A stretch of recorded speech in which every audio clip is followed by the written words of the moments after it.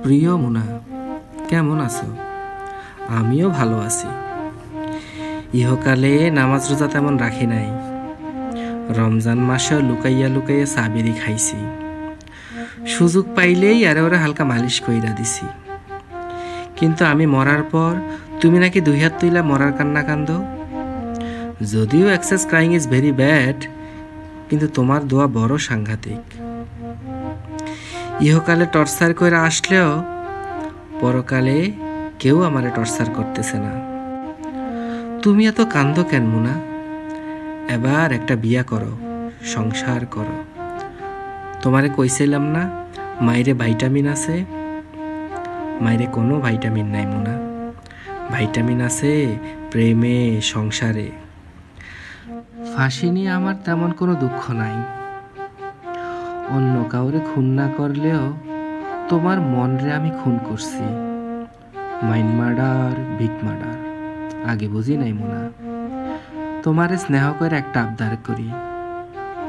এই দুনিয়া বড় উত্তম জায়গা। বাকেরে চিন্তা করার মতো ফালতু কাজ এইখানে মানায় না। যখন ছিলাম তখন ছিলাম, এখন তো নাই। না থাকা জিনিস আর কতদিন সাজায় রাখবা মুনা? ভুইলা যাওয়ার ফার্স্ট স্টেপ হইল পার্ডন করা। মেয়ে লোক সব পারে, কিন্তু সহজে পার্ডন করতে পারে না। আমারে তুমি পার্ডন কইরো মুনা।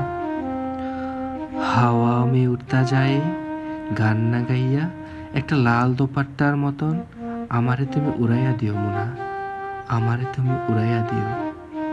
ইতি বাকের ভাই।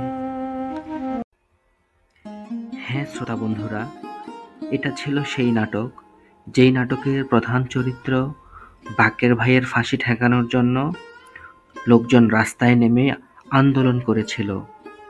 এবং উল্লেখ থাকে যে তৎকালীন সময়ের প্রধানমন্ত্রী বেগম খালেদা জিয়াও কথাসাহিত্যিক হুমায়ুন আহমেদকে অনুরোধ করেছিলেন যে বাকের ভাইয়ের ফাঁসিটি পুনর্বিবেচনা করা যায় কিনা, কিংবা ফাঁসি না দিয়েই নাটকটি শেষ করা যায় কিনা।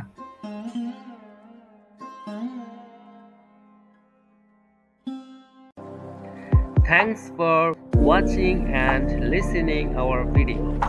Do like, comment and share this video. Please to subscribe our channel.